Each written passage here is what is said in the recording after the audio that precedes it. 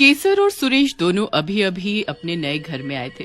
वो इलाका उन दोनों के लिए बहुत ही अलग था। सुनो ना, यहाँ पर बहुत ही अकेला अकेला लगता है। हम लोग जहाँ पर पहले थे वहाँ पर परिवार के लोग भी पास में ही थे, लेकिन यहाँ पर बिल्कुल भी मन नहीं लग रहा। क्या करूं, मन तो मेरा भी नहीं लग रहा है, पर यहाँ से मेरा ऑफिस बहुत पास में है और जान पहचान की जहाँ बात है तो अगर तुम किसी से मिलोगी नहीं तो तुम्हें पता कैसे चलेगा? प्लीज मेरे लिए अपना मन लगाना शुरू करो ना। हमें यहाँ पर अभी काफी लंबे टाइम तक रहना है, प्लीज। हाँ, आप ठीक बोल रहे हो, मुझे अपना मन लगाना चाहिए। सोच रही हूँ पड़ोस की औरतों को चाय पर बुलाऊं। जैसा तुम्हारा मन तुम वैसा कर सकती हो। अगर तुम खुश हो जाओगी तो मैं खुद ही खुश हो जाऊंगा। सुरेश ऑफिस चला जाता है और केसर वहीं दरवाजे पर खड़ी रहती है। पर वो पाती है कि मोहल्ले में बहुत ही शांति है, कोई दिख ही नहीं रहा है। कैसे मन लगे, यहाँ पर कोई औरत दिख भी नहीं रही है। बाहर खड़ी तो हूँ, पर कोई आए तब ना। चलो अंदर ही चलती हूँ। मैं आ गया। तुम कहाँ हो? तुम्हारा दिन आज कैसा गया? किसी से बातचीत हुई? बातचीत की बात कह रहे हैं, कोई दिखता तक नहीं है यहाँ। सब अपने घर में ही बंद रहते हैं। तभी वहाँ पर ढोल ताशे की आवाज आने लगती है। चलो चलो बाहर चलते हैं, लगता है किसी की बारात आई है। कितने बैंड बज रहे हैं। शादी, वो भी इस टाइम? अभी तो श्राद्ध चल रहे हैं, तो मुझे नहीं लगता कि किसी की शादी का ढोल है ये। केसर और सुरेश दोनों बाहर जाकर देखने लगते हैं, लेकिन उन्हें सिर्फ आवाजें सुनाई देती हैं, कोई दिखाई नहीं देता। और वो आवाज तेज होती जाती है, जिससे दोनों को बहुत तकलीफ होती है और उनके कान से खून भी आने लगता है। अरे ये क्या हो रहा है? ये इतनी तेज आवाज बैंड बाजे की आ रही है, पर कोई दिख नहीं रहा। मुझे बहुत तकलीफ हो रही है इस बैंड बाजे की आवाज से। तुम क्या बोल रहे हो? मुझे कुछ सुनाई नहीं दे रहा। मेरे कान से तो खून भी आने लग गया। मुझे बहुत तकलीफ हो रही है। और थोड़ी देर बजने के बाद वो आवाज एकदम से खत्म हो जाती है। ये क्या हुआ, पता ही नहीं चला। आप ठीक है ना? चलो अंदर जाते हैं। हाँ, मैं तो ठीक हूँ, पर सच में ये क्या था? मैं आज बाहर ही क्यों निकला? अब तो मेरा अंत है। तभी वो आदमी बिना गाने के नाचने लगता है और रोक ही नहीं पाता खुद को। उसके कानों से भी खून निकलने लगता है और वो 15 मिनट तक नाचता रह जाता है और फिर अचानक से बेहोश हो जाता है। जाकर उसकी मदद कीजिए, देखिए उसे पता नहीं क्या हुआ। मुझे लग रहा है कि उसने भी हमारी तरह ही बैंड बाजे की आवाज सुनी है। वो बड़बड़ा भी रहा था कि आज बाहर क्यों निकला, आज तो उसका अंत हो जाएगा।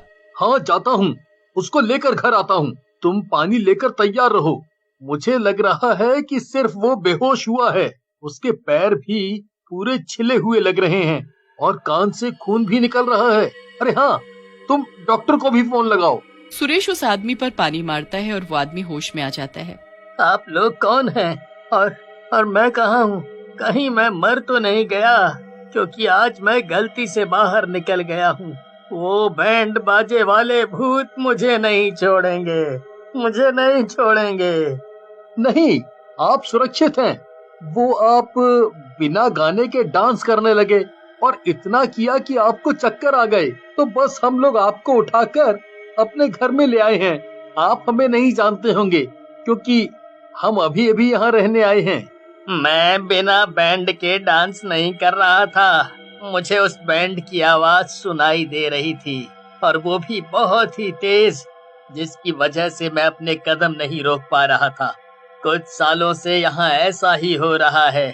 ये मोहल्ला भी बहुत ही खुशनुमा हुआ करता था, लेकिन कुछ सालों से हर 15 दिन बाद ऐसे ही कोई ना कोई इनके ढोल ताशे को सुन नाचते नाचते या तेज आवाज से अपने दिमाग की नसें फटने से मर जाता है। वो आवाज हमें भी सुनाई दी थी और ऐसा लगा जैसे नसें फट जाएंगी, पर हम दोनों में से किसी का मन नाचने को नहीं हुआ। या फिर ये कह सकते हैं कि हम लोग नाचे नहीं, सिर्फ उस आवाज ने हमें परेशान कर रखा था। फिर कुछ देर बाद वो खुद ही बंद हो गई। हाँ, फिर हमने आपको देखा तो आप नाचे जा रहे थे, जिसकी वजह से आपके पैर भी छिल गए हैं और आपके कान से भी खून आ गया था। मैं खुद से नहीं नाचा, मुझे उस शोर की वजह से नाचना पड़ रहा था। इसीलिए मोहल्ले में अब कोई बाहर तक नहीं आता है, सब अपने घर में ही रहते हैं। अगर कोई बाहर निकला तो उसके साथ ऐसा ही होता है। भगवान की दया से मैं तो बच गया। आप लोगों से भी प्रार्थना है, आज के बाद अगर बैंड बाजे की आवाज सुने तो कान बंद कर अपने घर में ही रहिएगा। सुबह होते ही वो आदमी अपने घर को चला जाता है। मेरा नाश्ता बना दो, मुझे ऑफिस जाना है, लेट हो जाएगा वरना। हाँ, नाश्ता तैयार है, आप आकर खा लीजिए। क्या हुआ, आप कल के बारे में सोच रहे हैं क्या? आप इतना मत सोचिए इसके बारे में। इतने सारे लोग भी तो इतने सालों से इसी जगह पर रह रहे हैं, हमें तो इतना ज्यादा रहना भी नहीं है। आपका ट्रांसफर हो जाएगा तो हम लोग यहाँ से चले ही जाएंगे। तब तक के लिए आप इसकी टेंशन मत लीजिए। जैसा उस आदमी ने कहा हम लोग वैसा ही करेंगे। अब ऐसा हर 15 दिन में होने लग गया था। केसर और सुरेश दोनों ही उस आदमी को बताए गए कार्य को ही करते थे। हाँ, फिर आज 15 दिन हो गए। वो फिर आएंगे अपने ढोल ताशे के साथ। पता नहीं दुनिया में कैसे कैसे भूत है। बताओ, बैंड बाजे वाला भूत कहीं सुना होगा? अब तो आदत सी भी हो गई है कि वो लोग आते हैं और हम लोग उसी तरह करते हैं, लेकिन कोई ना कोई मर ही जाता है। तभी ढोल ताशे बजने लगते हैं। नाम लिया और शैतान हाजिर। देखो आ गए। सुरेश और केसर अपने कानों को अच्छी तरह से ढककर बैठ जाते हैं। फिर जब उन्हें आवाज सुननी बंद हो जाती है तो वो अपने कानों पर से कपड़े हटा लेते हैं। तभी अचानक उन्हें एक लड़की की आवाज सुनने को मिलती है। वो चिल्ला रही होती है, आप लोग जो कोई भी है ये बजाना बंद कर दीजिए। मैं बहुत थक गई हूँ और मुझे बहुत शोर भी महसूस हो रहा है, जिससे मेरे सिर में बहुत दर्द हो रहा है। प्लीज ये मत करिए आप लोग। लगता है आज इस लड़की की बारी है। देखो वो तो गिड़गिड़ा रही है, मानो लग रहा है कि उसे सब दिख रहा है। और उसके साथ वो लड़की इतना शांत क्यों है? हाँ, हमें जाने दो, हमने कुछ नहीं किया है। हम लोग तो इस बैंड बाजे पर तुझे भी नचाना चाहते हैं, पर तुझे असर क्यों नहीं हो रहा है? तू क्यों नहीं नाच रही है? क्या तू हमसे डरती नहीं है? 1 मिनट, गाना रोक दो। ये तो हमारे बैंड बाजे से कुछ कर ही नहीं रही है। ऐसा लग रहा है जैसे इसको हमसे डर नहीं लगता, पर इसे नचाने के लिए हम क्या करें?